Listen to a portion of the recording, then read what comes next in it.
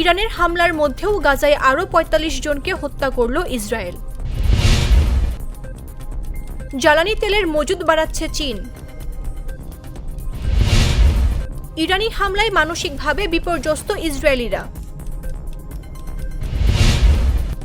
ইসরায়েলের দাবি সত্য নয়, ইরান পরমাণু অস্ত্রের কাছাকাছি ছিল না।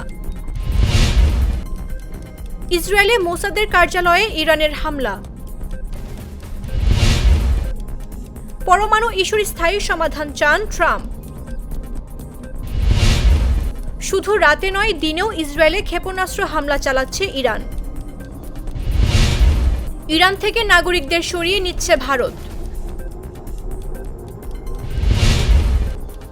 খামেনির ঘনিষ্ঠ কমান্ডারকে হত্যার দাবি ইসরায়েলের। ১ কোটি মানুষ কিভাবে সরে যেতে পারে, প্রশ্ন তেহরানবাসীর।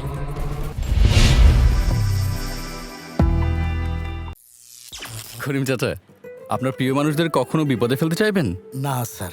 তাহলে আমাদের বিপদে রাখা কি ঠিক হচ্ছে? এজন্যই বিজলি কেবলস সবচেয়ে ভালো ও নিরাপদ। ফ্লেম রিটার্ডেন্ট পিভিসি দিয়ে তৈরি বিজলি কেবলস, নিরাপদ আজীবন।